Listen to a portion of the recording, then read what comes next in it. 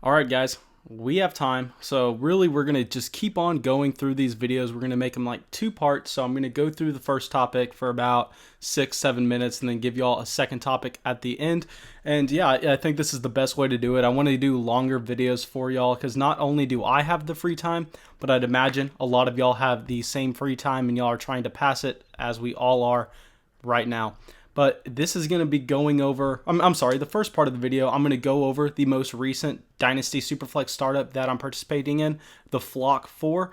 And first off, everyone in this league, I am hoping you're watching, and I really owe y'all a big thank you. Y'all are absolutely killing this draft. We are going so fast. We started yesterday around midday, and we're almost through round 6.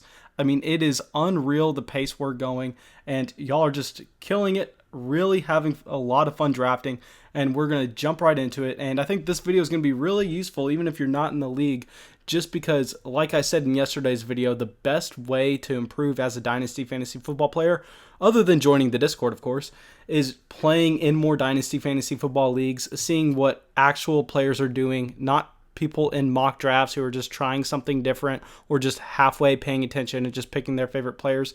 No, this is a real league. This league has a buy-in, so these players are serious and they are trying to win, which is what we love to see.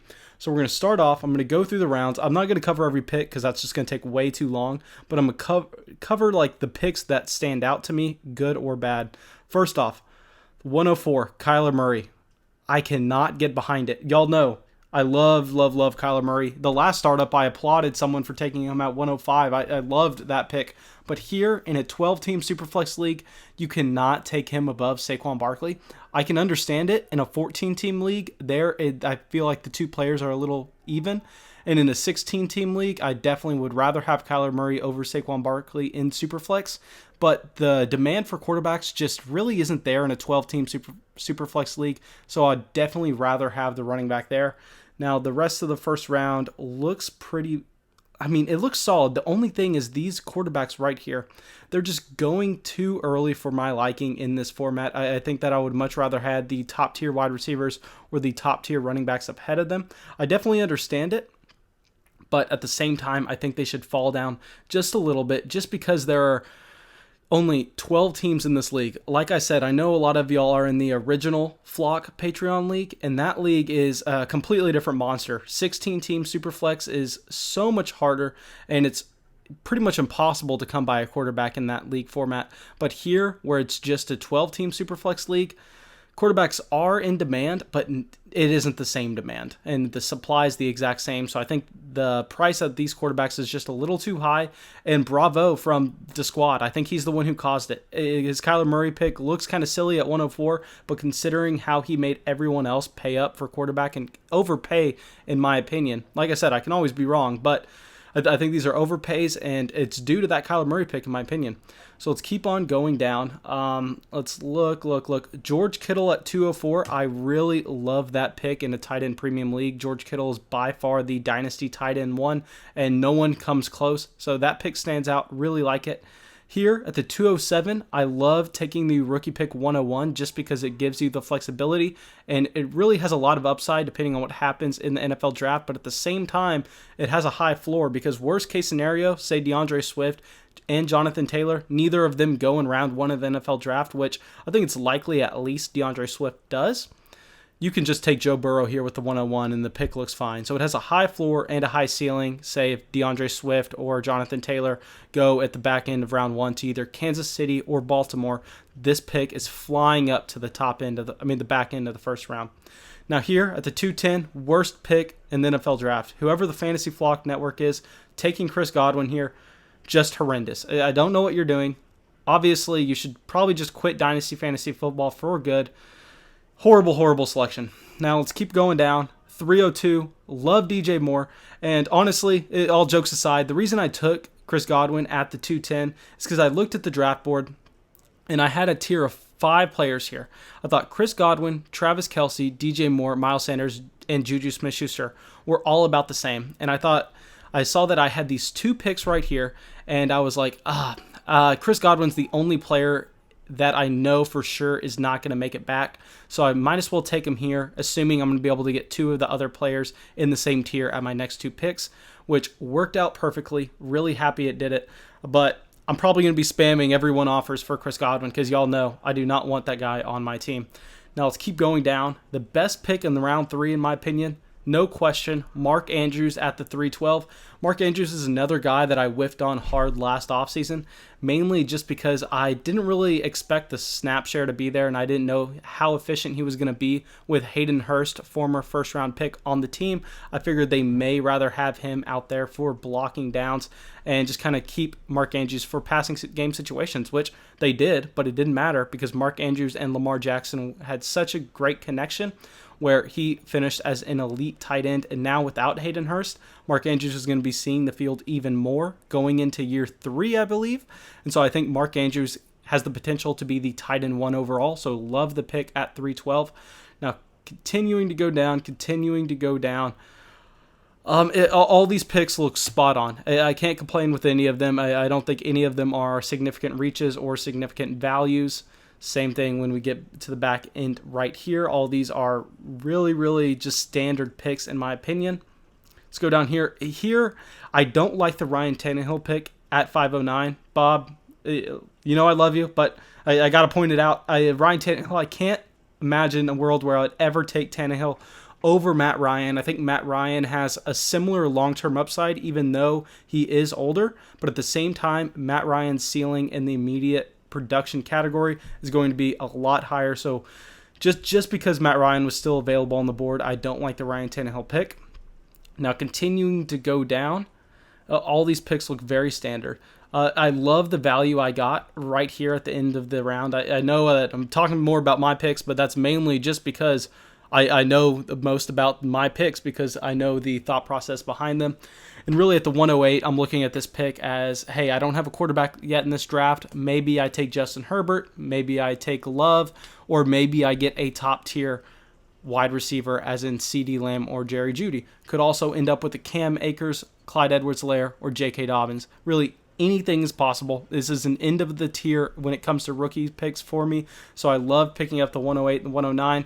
And the last pick we'll cover is Evan Ingram. I picked him in the Flock 3 as well. And I think y'all are going to make me pick him in every single league. Evan Ingram, I love him. And in tight end premium league, especially in best ball, I'm going to be all over him. And if I can get him at this value consistently, it looks like I'm going to be drafting him in every single league. But before we end this part of the video, if you want in a Dynasty Fantasy Football startup, I think we're about to fill the Flock 5. I want to say there are 3 or 4 spots left. Shoot me a DM on Discord if you want in that. That league may be filled by the time you watch this video, but we're going to be filling leagues throughout the entire offseason. So as soon as the Flock 5 is filled, I'll be starting to fill the Flock 6. So if you want in a Dynasty Fantasy Football League, we are only doing Superflex leagues. Make sure you shoot me a direct message, and I will put you down. I have a list of everyone who wants in, and I am organizing it that way. But thanks so much for watching this part of the video, guys. Let's get into the second half.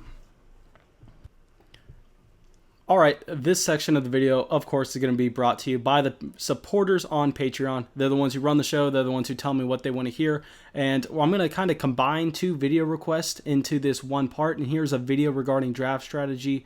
And up here, I believe, where was it? Aging vet who produces versus young backup. And I'm going to talk about while targeting players in trades and while targeting players in startup drafts, should you be focusing on the Julio Jones type player who's going to be able to provide guaranteed production in 2020, or should you be focusing on a player like, just say, Jerry Jeudy, who not necessarily is going to get the production in 2020, but a young player that should see their value rise over the next couple seasons.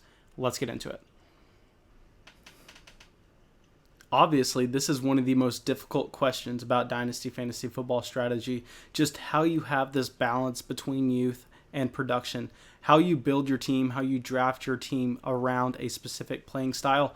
And I hear a lot of people, and I'm going to say this finally. Y'all know I speak my mind. I say exactly what I think. If you hear anyone on a podcast say so-and-so player is going to be on your Dynasty team for the next 5 years, they are horrible.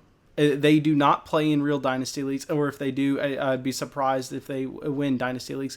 You cannot go about Dynasty fantasy football thinking, because I'm going to bring up a specific example. I'm not going to say the podcast, but I heard a couple podcasters talking about a one quarterback Dynasty league, and they were arguing for the importance of taking Joe Burrow in the middle of the first round. And their argument was Joe Burrow is going to be your starting quarterback for the next 10 years on your Dynasty team, and you're not going to have to draft another one if you take him there.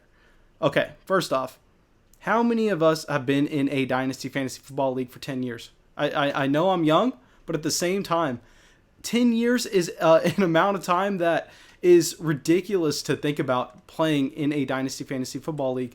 And who says you're not going to have a single player on your Dynasty fantasy football roster for 10 years if you're playing the right way, in my opinion? You want to be constantly trading. You want to be constantly looking to improve your team with value. And so this is a completely wrong way to think about it. It's so hard to project a player for this upcoming season. So who are you to really think that you can project a player for 10 years and expect that one player to be on your Dynasty team for that long? Now, I know I say this, and I'm not just saying go after veterans because of this wrong thinking and that people are so just misinformed whenever they think this way. It's not what I'm saying at all. The other side of the coin is there's a lot of people who say, I play in Dynasty fantasy football leagues with a 3-year window. I think this is a lot more accurate. I think I'm going to get into later in the video a better way to think about it. But I'm sure a lot of y'all have heard other Dynasty podcasters say, yeah, I treat every player like I just look at their next 3 years production and what they can provide for me there, and then that's how I value them. I think this is a lot more accurate than saying that a player is going to be on your Dynasty team for 10 years. But at the same time, I don't think it paints fully the picture you want to. Because if we look at a player like Keenan Allen, who's 27, yeah, he might be 28. I don't know off the top of my head. Yeah, the next 3 years are probably going to be a lot more valuable than Jerry Jeudy's next 3 years. He's going to produce a lot more. But this does not mean you should take Keenan Allen on your Dynasty team over Jerry Jeudy. How I look at it is I look in a 1-year window, and I do not look at this window in production. I think if we're looking at it from production marks, that's where you mess up. You look at it from a 1-year window value-wise. I'm looking at every player as what kind of production are they going to give me in 2020? And on top of that, where is their value going to be this time next offseason? Now, if you look at these two simple factors, it's going to very much help you determine these simple veteran versus youth questions. Just because it's going to be a lot easier for you to project 1 year out in the future where you think a player's value is going to be based on their 2020 production and their player profile, rather than what you think they're going to be producing 3 years down the line. Because if you're an active trader, really all you care about is what that player's worth in 12 months from now. Because if you see a player, you think, okay, this player is going to produce in 2020. He's young enough. His situation is stable enough where he's going to be worth more in 2021. So I think he's a solid investment to draft or trade for in 2020. And I'm going to be able to flip him for more after getting his production in 2021. Now I'm going to go through later on in the video. Well, let's start it right now. And I think the best way for me to further explain my thought process here is to go through some recent real examples, real draft examples that I have faced in these Flock Dynasty startup leagues. And I think me breaking these down is going to really help a lot of people. Okay, my first choice was Calvin Ridley versus the Dynasty rookie pick 108. Now, this is really interesting because if you look at the 108, it's going to be a top running back, it's going to be Justin Herbert, it's going to be Jerry Jeudy or CeeDee Lamb. It's going to be in that vicinity. But let's just make it easy and let's compare it to the wide receivers that may be available at that pick. Let's say Calvin Ridley versus Jerry Jeudy or CeeDee Lamb. We can say rookie wide receiver number 1. It doesn't really matter who. So my thought process here when I go, I'm not going to give who I took right away, but my process here is, okay, CeeDee Lamb's going to come in. He's going to have immediate value, and he's going to be able to probably produce year 1 and make a couple starts for my team later on in the season, maybe like an A.J. Brown. But at the same time, the production isn't going to make a significant impact for my Dynasty team in 2020, even though I do expect a small value increase going into 2021, where he may be worth more than Calvin Ridley. And on the other hand, I look at Calvin Ridley, and I know y'all probably saw my Calvin Ridley video about 2 weeks ago before Atlanta got rid of Austin Hooper, and I named Calvin Ridley as one of my top dynasty buys. And I think I'm putting my money where my mouth is because I have him in both of these dynasty startups. And I look at him as a player who's 25, so his value by no means is going to go down any time in the future. At the same time, I think his production in 2020 is very safe. I think it's incredibly easy to project him as a high-end wide receiver 2 that's going to make an impact for your dynasty fantasy football team. And so if we project him as that, his value will increase a year down the line. In 2021, we're going to be looking at Calvin Ridley being worth more than he is now, not only because he's going to be taking a step into his prime at 26 years old, but Julio Jones is going to be one more year removed from the Atlanta Falcons' #1 wide receiver position. So I think Calvin Ridley was not only the correct pick there for 2020, but also for the long-term investment because you're getting production and you're getting a value increase at the same time for your dynasty team. And this is where you win dynasty leagues. Now, the second time I'm going to go a veteran over not necessarily a rookie, but this year it is a second-year player, is Evan Ingram versus Noah Fant. So I had this debate with myself for a little bit. It took me a couple minutes. And I essentially looked at not only their 2020 projections, what they did in their rookie year, their player profiles, and where they are going to be a year from now. So with Evan Ingram, I am very high on Evan Ingram. I believe that he will finish as a tight end, just say the tight end 3 to 6 as he's done his entire career. And I'm very high on Noah Fant as well. I can see Noah Fant finishing as a low-end tight end 1. And Noah Fant's value will obviously increase. But say both of these scenarios happen. In 2020, Noah Fant is a low-end wide receiver 1. And Evan Ingram is not wide receiver. Noah Fant is a low-end tight end 1. And Evan Ingram is the tight end 6. Although Noah Fant will be significantly younger than Evan Ingram will still be in his prime and he'll be coming off a tight end 6 season. So I find it hard to believe that people will value Noah Fant over Evan Ingram if those two scenarios play out. So this is another situation where I took the veteran over the young player just because Evan Ingram is still going into his prime, so his value is not going to fall off anytime soon. And I believe that his value will either stay the same or increase by this time in 2021. So he's a very safe investment from a value perspective. And Noah Fant, I believe his value will increase, but I don't believe that his production in 2020 will match Evan Ingram's. So it's another case where I took the veteran player. Now let me get into two situations where I took the youth over the veteran. First one, DK Metcalf versus Allen Robinson. Now this was, out of all my decisions that I'm going to talk about this video, this was by far the hardest. I'm sitting there, I project Allen Robinson to be a low-end wide receiver 1 for 2020 and DK Metcalf to be a high-end wide receiver 2 in 2020. And so this is what it comes down to. I believe Allen Robinson is going to outproduce DK Metcalf in 2020, obviously, like I just said. But at the same time, DK Metcalf is 22 years old, whereas Allen Robinson is already in his prime. So if both of these players hit their projections, which I expect, their volume, their fantasy points are going to be very similar. Maybe Allen Robinson wins me one more game in 2020 than DK Metcalf would have. But I ultimately made the choice where if DK Metcalf is a high-end wide receiver 2 and if Allen Robinson is a low-end wide receiver 1, you have to put yourself in a dynasty player's mindset. And this is where playing in a lot of dynasty leagues, this is where it helps. I know from all the leagues I play in, DK Metcalf will be worth significantly more if he finishes with these projections than Allen Robinson is a year from now. So I ended up choosing DK Metcalf for the small loss of production, but the increase in value down the line. Now, last example I'm going to get into is I believe it was the rookie pick 203 or Mike Williams.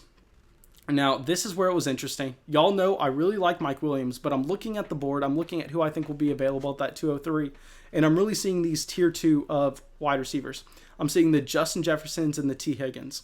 Now, obviously, I don't project either of these players to be significant contributors their rookie year. Maybe in the back half of their rookie year if they fast track and if they show what these 2019 rookie wide receivers did, but that is it's rare, okay? But with Mike Williams at the same time, if Mike Williams comes in and he's a low-end wide receiver 3, his value is going to fall off the cliff. He is not going to be valued much at all. This is a make it or break it year for his Dynasty fantasy football value, and he has to either be a low-end wide receiver 2 or a high-end wide receiver 3 to either increase in value or even just stay the same. Whereas Justin Jefferson or T. Higgins, if they come in, and if either one of them are a wide receiver 3 in 2020, their value is going to skyrocket. We're not going to necessarily see them where A.J. Brown is right now, but we're going to see them be valued, just say, 6 rounds higher in Dynasty startups than Mike Williams is. So I really hope this video helped out. It's a very difficult topic to cover just because there's so many differing views when it comes to this. But thanks so much, guys. Please leave a comment if I got anything wrong, if you completely disagree with me. But if you're going to say that, you got to give me a reason. You got to leave a paragraph-long comment telling me why I'm wrong, why you strategize a different way. But thanks so much, guys. I really hope you all enjoyed the video.